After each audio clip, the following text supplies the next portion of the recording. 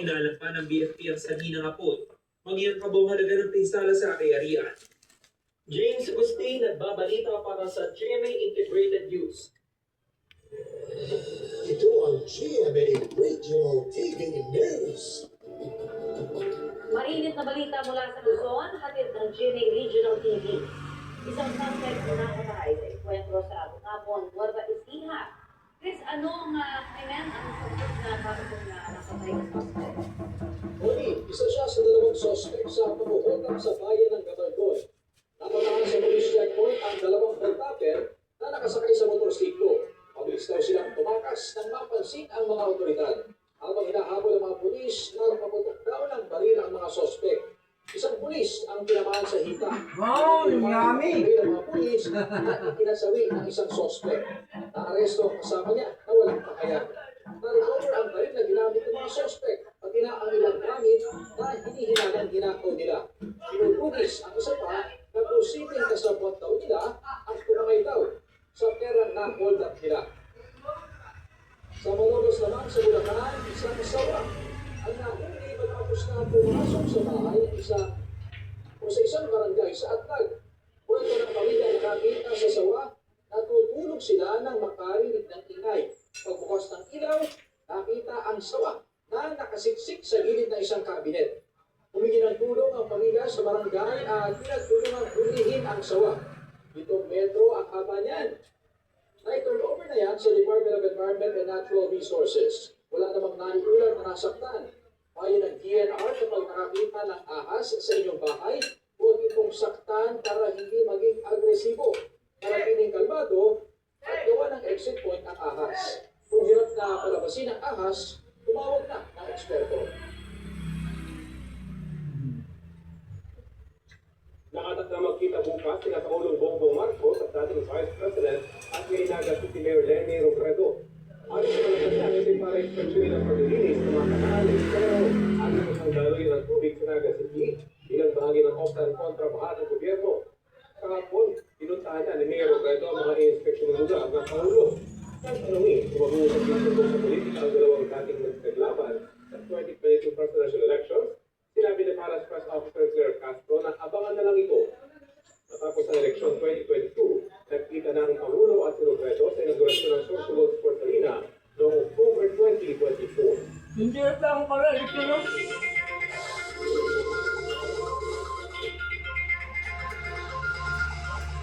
At dito sa mga motorista, may nakasama sa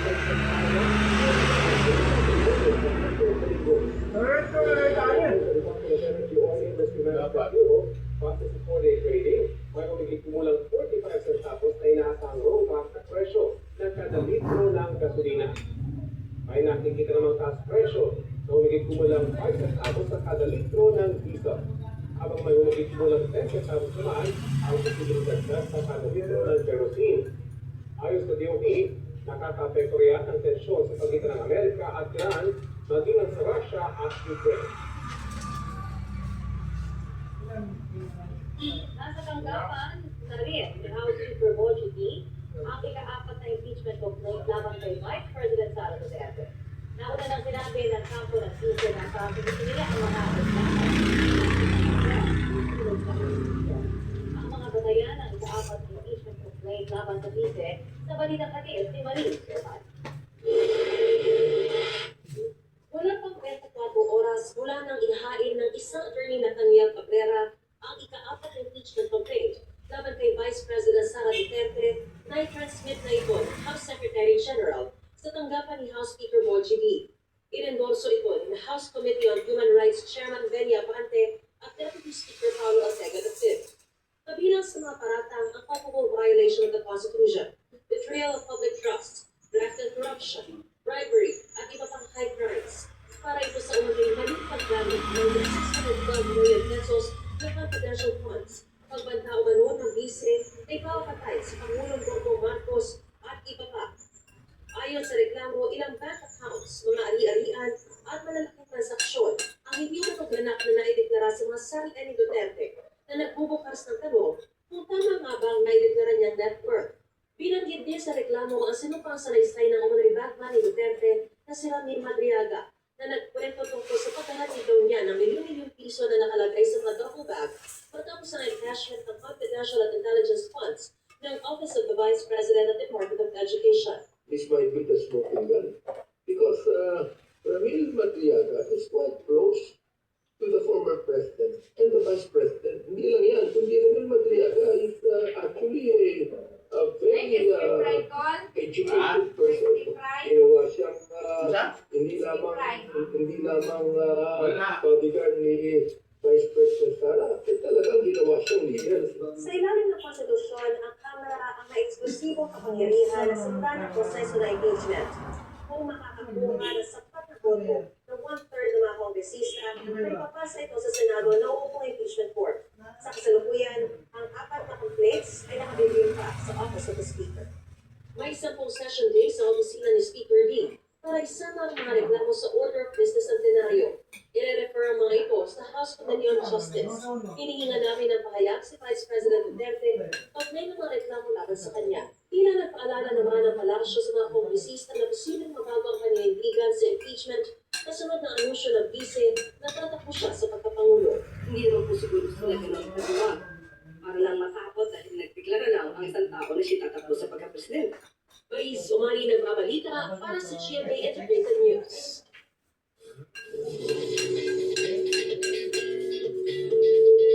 Sa unang pagkakataon, nagpaunlak ng eksklusibong panayam sa GMA Integrated News sa ang kapuso star ng Julian Ramos. Well, honestly, syempre, sino pa naman matutuwa?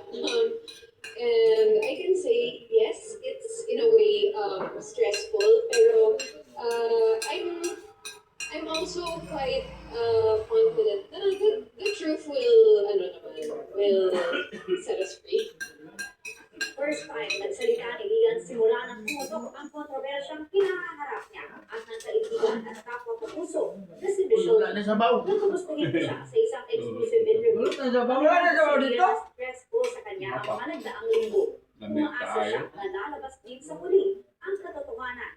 Thankful si Rian sa pagkilala bilang Actress of the Year sa the 11th Annual Australian National Media Awards 2026 para sa Encantadia Prodigal Sangre. Patunay raw niya na mas napapansin ang kanyang passion sa kanyang craft. Malunggay, uglubati. Tinalaga ni Pangulong Bongbong Marcos si Atty. Rando Matigang bilang Sabi tayo, malunggay, uglubati. May gatak pa. Third George Hayo Santiago na nag-resign noong August 2025. Dahil sa Malacanang, pagkatapos nawalaan at may kakayahan si Matibag na magsusi sa gobyerno. Si Matibag ay naging cabinet secretary noong administrasyon ni Pangulong Rodrigo Duterte. Naging Secretary General din siya sa partido ni Duterte na pinipinapan mula 2021 hanggang 2023. Tumagi mo na magbigay ng pahayag sa Matibag kaugnay sa kanyang bagong posisyon. Susunod, ang latest sitwasyon ng mga taga-Negros Island kasunod ng pagputok ng bulkan Kandahon. At ang natin ang dahil para sa